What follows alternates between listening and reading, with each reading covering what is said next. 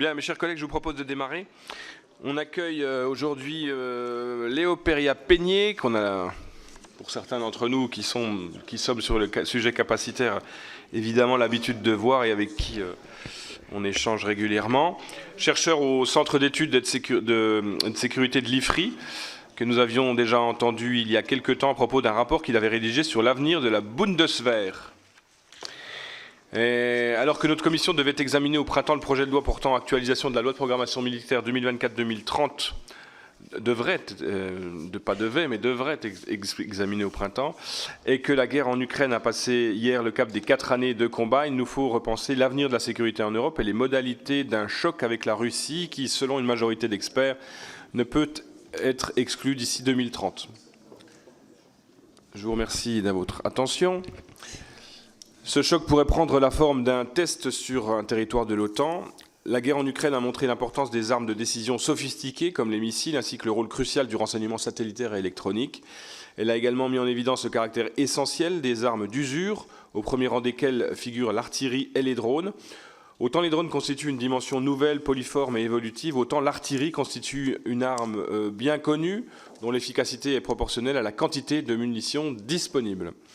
Or, le segment feu a été progressivement délaissé dans nos armées après la fin de la guerre froide, dans le cadre d'une multiplication des conflits asymétriques qui rendaient l'usage des chars lourds et de l'artillerie peu adapté. Ce segment est aujourd'hui redevenu fondamental pour tenir un front à l'est de l'Europe. Nous sommes donc dans l'obligation de nous rééquiper pour combler les trous capacitaires et assurer la succession de certains matériels éprouvés. Nous avons évoqué hier en commission avec le délégué général pour l'armement plusieurs des décisions qui devront être prises dans les mois à venir. Cela concerne le choix d'une solution souveraine pour le feu dans la profondeur, ainsi que la décision d'acquérir une capacité de transition en matière de chars lourds, puisqu'il est acquis que le projet MGCS n'aboutira pas avant 2045 et le char Leclerc devra être remplacé lors de la prochaine décennie. Monsieur Peria-Peigné, vous avez signé ces derniers mois 2 rapports remarqués sur ces sujets. Le premier rapport, intitulé « Chars de combat, obsolescence ou renaissance », constatait l'usage d'un nombre très important de chars de combat dans la guerre en Ukraine, tout comme la vulnérabilité de ce matériel sur le champ de bataille qui a imposé de redéfinir les doctrines d'emploi pour soutenir l'infanterie et toucher des objectifs au-delà de la ligne de front. Le second rapport, intitulé « Lance-roquettes multiples, une dépendance européenne historique et durable », que vous venez de rendre, revient sur la question des feux de profondeur qui nous font tant défaut aujourd'hui pour tenir un front. Ces 2 rapports que vous allez nous présenter mettent le doigt sur 2 sujets essentiels que nous aurons abordés dans le cadre de l'actualisation de la loi de programmation militaire. Comme je l'indiquais, un consensus est en train d'émerger sur la nécessité de doter de l'armée de terre d'une capacité de transition en chars lourds pour succéder au Leclerc qui deviendra obsolète lors de la prochaine décennie. 3 scénarios seraient aujourd'hui à l'étude. Le premier, c'est une tourelle française sur un châssis allemand, ce qui supposerait d'obtenir l'accord du partenaire allemand. La deuxième, un char franco-français avec éventuellement un moteur allemand ou italien, ou en troisième cas, un char allemand acheté sur étagère qui risquerait de faire perdre toute compétence à la France sur ce segment. Et les débats portent également sur le nombre de chars nécessaires. De même, la résorption de nos lacunes en feu de profondeur a été identifiée comme une priorité par l'état-major, mais un débat subsiste sur le choix d'une solution souveraine qui a toujours eu la préférence de notre commission et qui, je le rappelle ici pour les collègues, mais chacun s'en souvient, a fait l'objet à l'époque d'un amendement de la loi de programmation militaire de 2023 que nous avions finalement retiré, qui était un amendement d'appel, mais qui n'engage pas moins évidemment notre volonté de voir une solution souveraine arriver dans nos forces. Et le choix d'un achat sur étagère, sachant que la solution américaine ne serait pas disponible avant la prochaine décennie.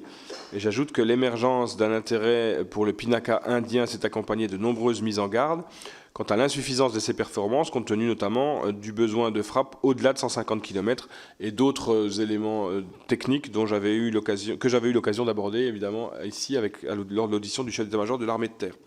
Sur tous ces sujets, nous devons donc réfléchir en tenant compte à la fois de nos moyens limités, de l'urgence de la menace et des impératifs de souveraineté qui nous amènent à bien identifier les équipements critiques et ceux qui le sont moins.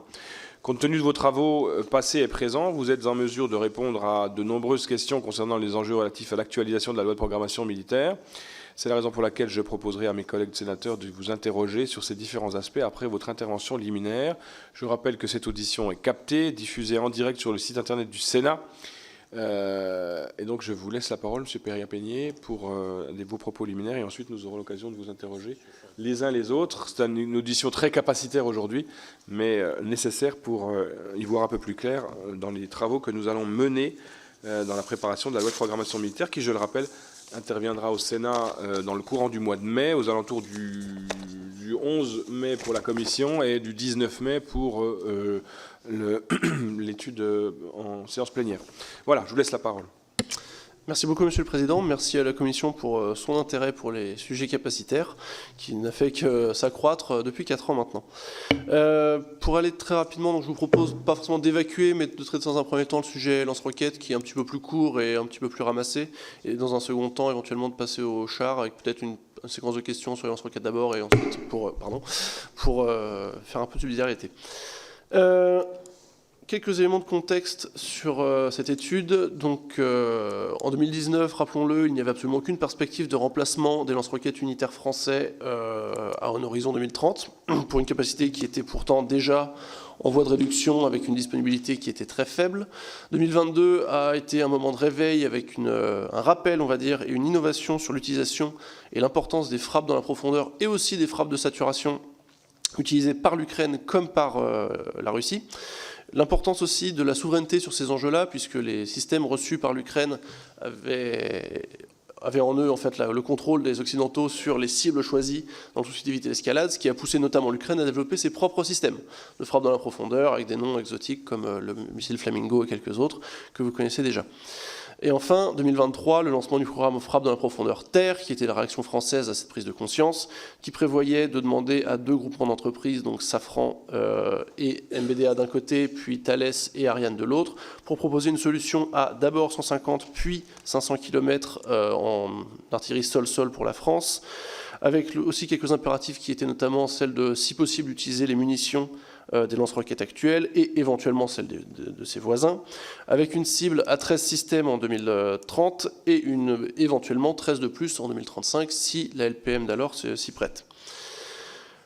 L'important étant cependant que la France ayant si peu investi dans ses capacités de lance-roquettes depuis le début des années 2000 que les systèmes doivent en fait sortir du service en 2027, le FLPT n'étant pas prêt avant 2030, vous avez donc un problème de rupture de capacité et, comme pour le char, un besoin de capacité intermédiaire pour éviter toute perte de compétences ou même de complétude du modèle français.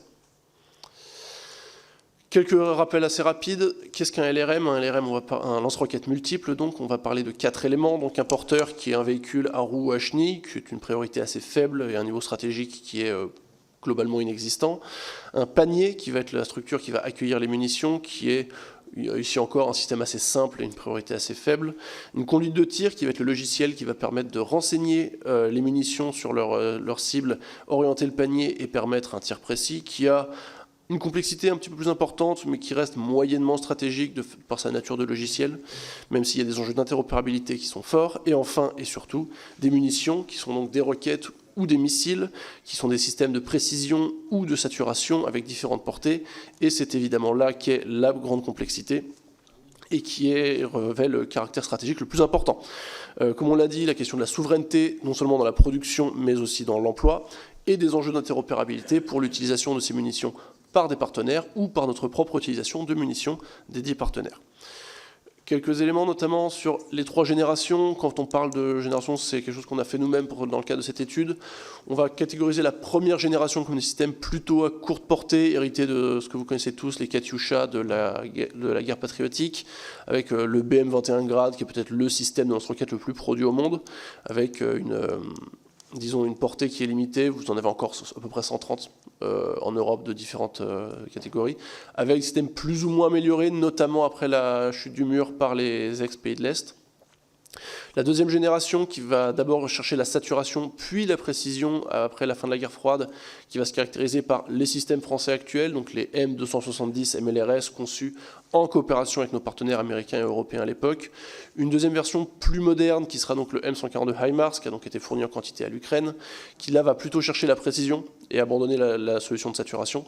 Et enfin, une troisième génération, qui est la génération actuelle, la plus moderne, avec là l'idée d'avoir une vraie polyvalence, une capacité de saturation et de précision à peu près toute portée.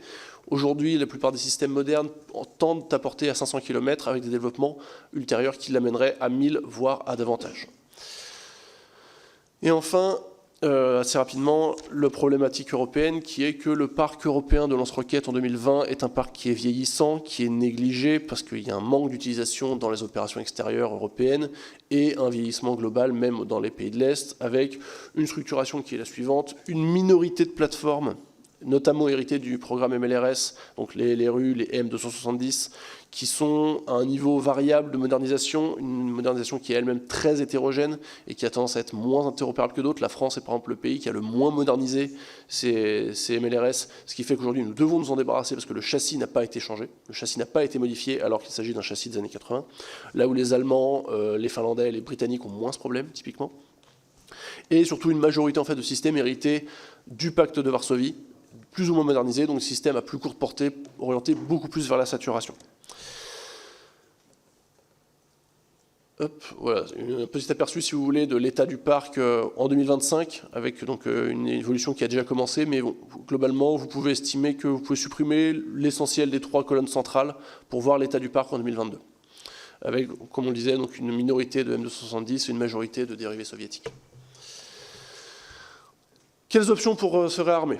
Là est le problème, il n'y a pas de LRM européen moderne, puisqu'il n'y avait pas d'intérêt de la part des Européens dans leur ensemble, donc l'industrie locale n'a pas été tentée d'explorer cette voie-là, qui était plutôt l'apanage d'autres industries, notamment de l'industrie turque, qui a maintenu notamment, qui a tout au long des années 90 notamment développé toute une batterie de systèmes nationaux, souvent dérivés de systèmes étrangers, notamment chinois, mais qui fait que la Turquie dispose aujourd'hui d'une vraie souveraineté dans ce domaine-là.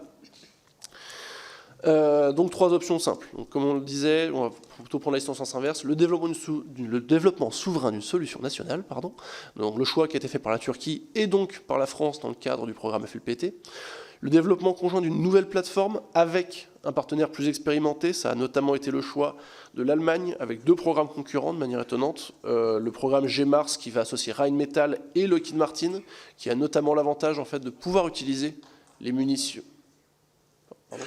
Des lance-roquettes d'ancienne génération, puisque les M31, pour aller un petit peu dans la technique, qui sont les munitions actuelles, sont la propriété intellectuelle de Lockheed Martin et du gouvernement américain, ce qui est un avantage comparatif énorme, puisque Lockheed Martin peut ou non consentir à l'utilisation de ces munitions pour d'éventuels concurrents. Vous vous doutez bien que Lockheed... Et c'est non. Vous doutez bien que Lockheed n'est pas devenue la première entreprise de défense du monde en faisant dans la philanthropie. Ils ont donc refusé l'utilisation à quasiment tout le monde pour tout simplement favoriser le HIMARS et son successeur actuel, à venir, le GMARS. Et un autre programme allemand qui associe KNDS Allemagne et l'israélien Elbit autour de ce qu'on a appelé un temps l'Europulse, qui s'appelle aujourd'hui en fait le Mars 3, qui est en fait à peu près la même chose, qui s'est aussi cassé les dents sur l'utilisation des munitions américaines, puisque Lockheed a exprimé clairement son refus complet de laisser les Israéliens et les Allemands utiliser sa munition. Et enfin, la solution peut-être la plus rapide, qui est l'achat sur étagère d'un système extra-européen, qui est la solution la plus rapide, potentiellement la moins chère, puisque vous n'avez pas de coût de développement dans ce cas-là, mais qui est aussi la moins souveraine. Dans le cadre de l'achat souverain, vous avez aujourd'hui 3 options qui s'offrent aux Européens. La plus évidente pour la plupart des pays a été de choisir directement le successeur du M270 en allant au HIMARS, qui a été acheté en fait en assez petite quantité, vous pouvez le voir sur la carte, mais par un grand nombre de pays. Notamment les pays baltes qui ont... on parle souvent des pays baltes en pensant à un ensemble. En réalité, les pays baltes ont très rarement des choix capacitaires qui sont cohérents entre eux, le HIMARS étant un des rares, si vous voulez. Une série d'avantages et de défauts, un nombre de pays utilisateurs qui est important, une compatibilité des munitions qui est évidemment native, des performances qui sont vraiment intéressantes. Vous pouvez voir la liste des munitions sur la gauche, avec donc le dernier en date qui est le PRSM, qui est vraiment le missile de précision futuriste, entre guillemets, actuel de l'armée américaine, qui est déjà en service notamment chez les Australiens. Une aérotransportabilité, ça c'est un élément important pour les Américains, mais aussi pour des acteurs comme la France, puisque vous êtes sur un système qui est assez léger et assez compact. Maintenant, une série de défauts qui sont a priori rédhibitoires pour la France, à savoir une dépendance aux États-Unis qui est totale, avec très très peu de transparence sur le système. Un coût qui est important, les Américains ne se privant pas d'augmenter, de doubler, voire de tripler les coûts de leur système à l'export pour financer les leurs. Des délais qui sont importants, non seulement parce qu'il y a donc ces commandes des États européens et d'autres, mais parce que les Américains eux-mêmes sont en train de remplacer définitivement leur système d'ancienne génération par ceux-ci. Et enfin, la quasi-impossibilité d'intégrer une munition locale, ce qui est un problème pour la France. L'autre option, qui est un petit peu moins connue, qui est le Pulse, donc d'origine israélienne, qui a pour lui d'avoir une vraie variété dans les performances et dans les munitions, mais qui a contre lui d'avoir été choisi par un nombre en fait assez limité de pays, malgré des tests, avec notamment l'annulation du contrat espagnol suite aux opérations israéliennes à Gaza. Une relation France-Israël qui, je ne vous fais pas un dessin, n'est pas forcément au beau fixe, avec notamment l'éjection des entreprises israéliennes de Rosatori en 2024 et une incertitude par rapport à 2026. Pardon. Une quantité finalement assez faible de systèmes disponibles, une crainte réelle des backdoors éventuelles israéliennes et américaines sur ces systèmes-là une fois achetés, et enfin un petit problème de fiabilité des déclarations israéliennes quant au délai de livraison, que les Danois notamment sont en train d'expérimenter au premier plan. Et enfin, la dernière solution, qui est la solution sud-coréenne, qui a fait son entrée en Europe en 2022 avec la commande par la Pologne de près de 300 systèmes, sur un châssis polonais dont une partie doit être produite en Pologne. Les Polonais ont annoncé en début d'année qu'ils commenceraient à produire les munitions pour ce K239 Chunmoo sur leur territoire d'ici 1 à 2 ans, avec de très forts transferts de technologie, et des annonces qui, sans forcément se suivre, s'accélèrent relativement, avec notamment l'achat par les Estoniens de 6 systèmes, et très récemment par les Norvégiens, avec suivi immédiatement par des annonces ou des déclarations danoises et suédoises d'essais et de tests assez poussés. Je pense pour ma part, pour avoir travaillé sur le modèle finlandais, que la Finlande va suivre, parce que la Finlande a des besoins de remplacement rapides auxquels le HIMARS ne répond pas forcément. Plusieurs avantages autres qui sont une vraie variété dans les munitions, je ne les ai pas toutes mises, mais vous les voyez encore une fois dans le tableau. L'intégration aussi de munitions locales, qui est un vrai avantage comparatif de Hanwha, qui est donc l'entreprise qui produit ces systèmes, avec notamment une intégration à venir de munitions suédoises, mais aussi de munitions polonaises sur le système. Un nombre commandé qui fait que, quand bien même vous n'avez aujourd'hui que 3 pays qui ont officialisé leur commande, le Chunmoo est d'ores et déjà le système qui sera le plus commun, le système de LRM moderne de 3e génération qui sera le plus commun en Europe en termes de volume du parc. Et un avantage comparatif coréen qui est aussi très important, qui est la livraison rapide. En 2 ans et demi, pour vous donner une idée, les Polonais ont reçu 150 systèmes coréens. C'est à peu près inégalable par n'importe quel autre système. Quelques petits problèmes. La République de Corée a une position assez complexe et assez ambivalente, qui est assez proche de celle de la Suisse, sur l'exportation de matériel militaire à des pays en guerre, ce qui n'est pas forcément une excellente nouvelle. Il y a aussi un enjeu de poids. Le Chunmoo sur le châssis coréen est un système assez lourd qui, d'après ce qu'on m'a expliqué à la DGA, ne correspond pas au PTAC total, donc au poids total chargé autorisé en France. Un problème qui peut néanmoins être résolu, comme l'ont fait les Polonais, à savoir en intégrant un châssis local qui est souvent beaucoup plus léger. Le cas de la France. La France a fini la guerre froide avec 53 lance-roquettes multiples, donc des MLRS designés pour des missions de saturation et de frappe en masse. Les années 90-2000 ont lancé en fait la modernisation au programme LRU, lance-roquettes unitaires, pour viser des systèmes beaucoup plus précis, capables de faire des frappes dans les OPEX, dans des milieux par exemple avec un grand nombre de civils, pour limiter ou éviter le plus possible les dommages collatéraux. Vous aboutissez à une munition moderne qui est en fait très peu puissante comparée à d'autres, mais qui est extrêmement précise et qui a une portée jusqu'à 80 km, ce qui est assez intéressant. Malheureusement, le coût de cette modernisation et de ce qu'on m'en a fait comprendre, un lobbying interarmé assez complexe, a fait que seulement 13 systèmes ont été mis à jour au niveau LRU, contre 26 prévus initialement, pour un coût qui a quand même été assez élevé. 4 ont été donnés à l'Ukraine, dont 2 qui ne fonctionnaient pas, et ce qui fait qu'il en restera aujourd'hui 9, dont en fait moins de 5 seraient effectivement en état de fonctionner. avec, comme on le disait, un vrai problème en fait d'obsolescence de la plateforme. Le châssis est en déshérence complète, entre autres. On avait pensé un temps placer les systèmes sur des porte-chars pour faire en sorte qu'ils conservent une mobilité, ce à quoi l'armée de terre a répondu qu'elle avait déjà du mal à avoir assez de porte-chars pour ses chars et que ce ne serait pas forcément très judicieux. 2019, comme on le disait, aucune perspective de remplacement dans la LPM de l'époque, ce qui laissait entendre que le système était quand même peu considéré, malgré un déploiement en fait, au Mali pour des missions de ciblage qui a été plutôt bien vécu et qui a laissé de bons souvenirs aux opérateurs, mais le faible nombre de systèmes empêchait en fait, tout redéploiement. Voilà. Je me permets, parce que après je ne vais pas revenir dessus, mais le général Bretou, c'est pas pareil, c'est Haute-Savoie. Le général Bretou, qui commandait Barkhane à l'époque, avait fait les éloges du LRU, parce que je rappelle à chacune et à chacun que c'est le dernier matériel à chenilles de l'armée française, et qu'il avait permis de désensembler un certain nombre de matériel à roues, et que donc son passage par le Mali avait démontré que c'était un matériel performant. En dehors même de ses seules missions de frappe, mais on voit l'éternel débat roue-chenille qui est loin d'être terminé. On arrive donc en 2025 avec 4 à 5 lanceurs opérationnels, une capacité future qui ne sera pas disponible avant donc 2030, et, comme pour le char, un besoin de capacité intermédiaire pour éviter une rupture de capacité. Quels sont les besoins pour les armées ? L'armée de terre exprime son besoin avec un gain de portée et de létalité qui est considérable pour faire face en fait à un problème de puissance de feu français qui est considérable. Je vous invite d'ailleurs à rester attentif. L'IFRI va publier d'ici un mois ou deux une étude qui est un peu attendue par les forces sur quid de puissance de feu dans les armées françaises. Et les conclusions pour le moment sont pas forcément très optimistes, mais pour une fois, c'est pas moi qui suis pessimiste de service, ce sont nos officiers détachés qui ont fait ce dur travail. Les besoins de l'armée de terre. D'abord un besoin de contre-batterie, détruire les capacités de feu adverses simplement pour permettre aux unités françaises, et là je cite l'armée de terre, de monter en ligne ou de monter sur le ring pour éviter en fait, de subir un feu pendant tout le long de leur montée en ligne qui les ferait arriver avec des pertes qui les rendraient hors de combat tout simplement. Un besoin aussi pour aider aux opérations de destruction des défenses antiaériennes adverses, typiquement donc de SID, pour soutenir en cela l'armée de l'air qui n'a pas les moyens en l'état de réaliser cette mission-là toute seule pour conquérir la supériorité aérienne qui est en l'état toujours indispensable à la réalisation de nos doctrines, on va dire.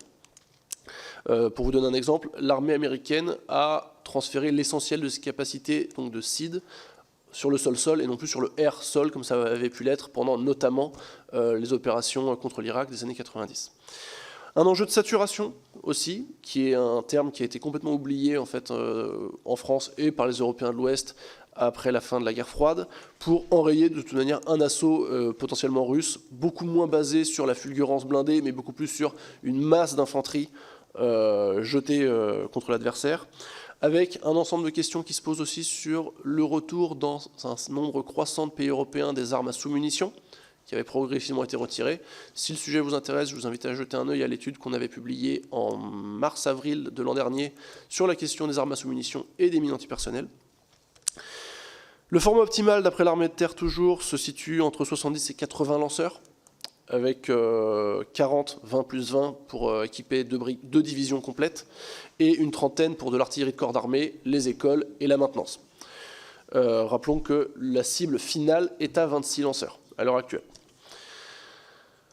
Vous avez une piste indienne qui émerge en 2024, qui avec un intérêt évoqué d'abord par des médias indiens, puis par certains médias français sur un intérêt français pour la plateforme indienne qui est le Pinaka, qui est d'un point de vue capacitaire et stratégique à peu près incompréhensible.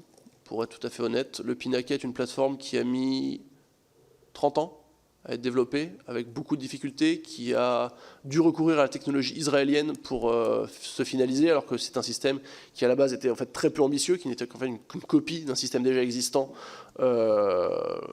russe, qui ne convient pas en l'état aux exigences de l'armée de terre. L'armée de terre veut pouvoir tirer à 150 km, ce qui est une capacité extrêmement commune pour les lance-roquettes modernes, on va dire. Le Pinaka est un système péniblement de deuxième génération, deuxième plus, si vous voulez. Système de troisième génération, le 150 km est maîtrisé depuis 5 à 10 ans, pour la plupart, si vous voulez.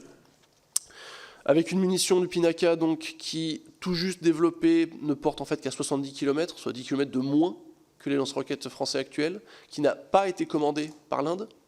Les Pinaka indiens restent à une portée entre 30 et 50 km, il me semble. Une fiabilité des munitions qui est tout à fait fautive. Jusqu'en 2016, vous aviez régulièrement des explosions de munitions à l'intérieur des paniers des lance-roquettes sur le pas de tir. C'est malheureux, dirons-nous. Un manque d'interopérabilité complet avec tout ce dont l'OTAN dispose, autant en termes de post-soviétiques que de systèmes occidentaux. Une munition à 120 km qui est tout juste entrée en développement en 2024, qui, vu les délais habituels de l'industrie indienne, ne sera pas disponible avant 2030, en espérant qu'elle soit fiabilisée, sans même sûr qu'elle soit commandée par l'Inde, parce que l'Inde a donc mis 30 ans à développer un lance-roquette qu'elle commande en quantité limitée, puisque l'Inde a notamment commandé récemment des Pulse, donc des lance-roquettes de 3e génération israéliens, pour se doter de capacités de frappe dans la profondeur moderne. Et évidemment, je ne vous fais pas de dessin, il est évident que Lockheed Martin ne donnera jamais l'autorisation au DRDO indien d'utiliser ces munitions, pas plus qu'elle ne l'a donné aux autres systèmes. Donc vous n'avez ni le besoin français en portée, ni le besoin français en précision, puisque j'ai oublié de l'ajouter, mais les puces GPS dans les munitions du Pinaka sont des puces civiles qui sont 1, sensibles au brouillage, 2, de qualité variable, avec un problème de précision qui est très inférieur à ce que tous les autres systèmes proposent. Maintenant, quel avantage? Alors, on m'a parlé de coût, effectivement, un lance-roquette de 3e génération, la plateforme simple, c'est 5 millions. Un Pinaka, ce serait 500 000. Effectivement, c'est intéressant. On a évoqué souvent des livraisons rapides, prélevées notamment sur les stocks indiens. Ça a notamment été le cas pour les Arméniens, qui sont en fait le seul client de ce système-là. Cette affirmation a quand même été nuancée par d'autres observateurs et experts en interne qui expliquent que l'Inde a quand même un sacré problème pour produire, tout simplement, puis avec une production qui est séparée entre acteurs publics et acteurs privés, qui est très problématique. Donc, si les systèmes sont prélevés sur les parcs indiens, éventuellement, s'il faut attendre la production, ce ne sera pas plus rapide qu'autre chose. Et enfin, un problème plutôt au niveau stratégique, on va dire, puisque la France a une sévère tendance à donner des leçons à ses partenaires européens sur le fait qu'il faut acheter européen, ce qui est tout à fait juste en soi. Si la France, après avoir dit ça pendant 4 ans, après avoir bloqué certains mécanismes européens d'achat de matériel à l'Ukraine, se met à acheter des lance-roquettes indiens, la crédibilité française risque d'en prendre un sacré coup, en termes de simple cohérence. Donc, quelle solution? Il n'y a pas de solution parfaite. Je n'ai pas touché d'argent de la part d'entreprises coréennes, quelle que ce soit, mais en l'état, il me semble que la solution coréenne est plus qu'intéressante. Vous avez ici un graphique qui a été tiré de notre étude sur le réarmement polonais qui compare les parcs de systèmes majeurs terrestres prévus pour la Pologne, la France et l'Allemagne. Les chiffres allemands ne sont pas à jour. Vous voyez néanmoins un vrai problème de volume. Outre le fait que 26 systèmes nous placeraient tout en bas de la pile en termes de capacité comparé aux autres, si ces 26 systèmes sont en plus des systèmes complètement dépassés, c'est vraiment problématique. Que proposer donc? Ce qui serait intéressant, en réalité, je pense, serait de coupler la capacité intermédiaire et le programme FLPT. Tout le caractère stratégique du programme FLPT ne réside pas dans la création d'un lanceur. Comme on l'a dit, le lanceur n'est qu'un véhicule, si vous voulez, qui est très simple. Ce n'est pas un problème. La question est développer des munitions. Et éviter de reproduire ce qui a été fait, notamment, hélas, sur le Leclerc, à savoir produire un système excellent, mais n'avoir les moyens d'en acheter qu'une poignée, et devoir compter sur un export qui ne viendra pas forcément, puisque, a fortiori, pour le FLPT arrivera à un moment où la plupart des États européens seront déjà réarmés. CF, les 3 cartes que je vous ai soumises. Donc, quelle serait l'idée? Éventuellement, acheter ou louer 13 Shunmu. On pourrait éventuellement envisager de les louer à l'armée polonaise, qui en a reçu 150, mais qui a de gros problèmes de ressources humaines, ce qui fait qu'ils auront potentiellement du mal à les employer avant un certain temps. Et développer la munition FLPT pour être utilisée dessus. Ne pas lui être exclusive. La munition FLPT française ne doit pas être exclusive au Shunmu, mais pouvoir être utilisée par celui-ci. Pourquoi? Tout simplement parce que le Shunmu, donc, comme on l'a dit, va être le système le plus commun en termes de volume en Europe, qu'il est utilisé aussi par d'autres bons alliés de la France que sont les Émirats arabes unis et l'Arabie saoudite, et qu'il a devant lui un avenir relativement brillant en termes d'export, au vu des efforts marketing que peut faire Hanwha et l'industrie de défense sud-coréenne en général, en France, mais aussi au Moyen-Orient et en Asie du Sud-Est. Nous y gagnerions une vraie interopérabilité avec des acteurs donc polonais, avec qui nous avons signé un traité récemment, estoniens, où les Français sont présents, et ceux qui viendront plus tard, les Norvégiens dans un premier temps, et aussi des alliés en dehors de l'Europe. L'intégration de munitions locales est autorisée par la plateforme Shenmue, alors qu'elle ne l'est pas forcément sur d'autres, notamment par le HIMARS. Vous pouvez développer ainsi une munition qui va être de nature stratégique ou opérative, ensuite l'exporter à ce club Shenmue qui est en train de se former, et renforcer en même temps la position française sur le flanc Est, avec cette suggestion que nous avions déjà faite lors de l'étude Pologne, mais qui nous semble toujours assez pertinente, d'une unité multinationale sur le modèle peut-être un peu moins ambitieux que celui de la brigade franco-allemande, une unité d'artillerie qui serait éventuellement positionnée en Pologne, ou en Estonie, avec des éléments français, polonais et estoniens, autour d'un système et d'une munition qui serait commune. L'idée, et c'est surtout ce que cette image veut montrer, je pense, c'est qu'il faut éviter un déclassement français. Vous avez une tendance française depuis quelque temps à dire oui, mais la France ne fera jamais aussi bien que la Pologne, la France ne fera jamais aussi bien que l'Allemagne. En termes de volume pur, c'est très probablement vrai. Néanmoins, utiliser cet argument-là pour dire alors laissons tomber et faisons autre chose serait, je pense, une erreur majeure en termes de crédibilité de la France sur le théâtre qui, malgré la posture française de puissance d'équilibre et de puissance mondiale, le théâtre européen reste le théâtre majeur pour l'Europe dans les au moins 10 à 15 années qui viennent. Il est donc important d'y jouer un rôle majeur, non seulement éventuellement naval ou aérien, mais aussi terrestre. Et je pense qu'on peut s'arrêter là pour la partie lance-roquettes et éventuellement passer aux questions.